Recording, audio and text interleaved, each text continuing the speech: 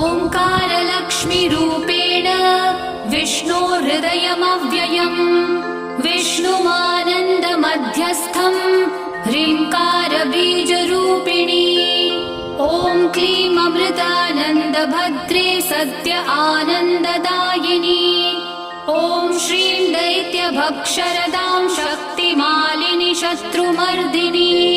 तेजप्रकाशिनी देवी वरदा शुभकारिणी ब्राह्मी च वैष्णवी भद्रा कालिका रक्तशाम्भवी आकार ब्रह्मरूपेण ओंकारं विष्णुमव्ययम् सिद्धिलक्ष्मी परालक्ष्मी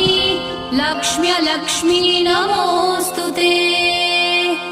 सूर्यकोटिप्रतीकाशं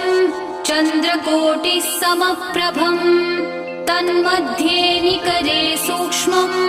ब्रह्मरूपव्यवस्थितम् ओंकार परमानन्दम्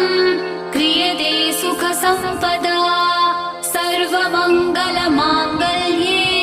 शिवे सर्वार्थसाधिके प्रथमे त्र्यम्बिका गौरी द्वितीये वैष्णवी तथा तृतीये कमला प्रोक्ता चतुर्थे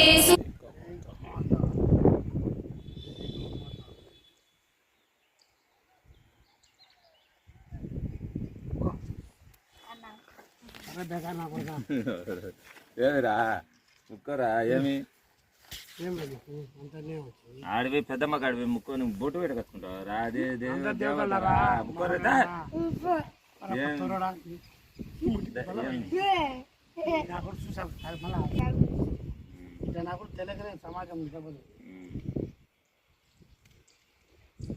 వీళ్ళు వాళ్ళు బాగా దమ్మరోళ్ళు అన్ని తినేదే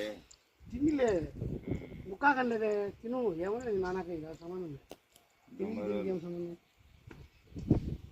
వాళ్ళమ్మ ఆయన నేర్పించేటే కదా ఆయన్ని పిల్లోళ్ళు 6 మంది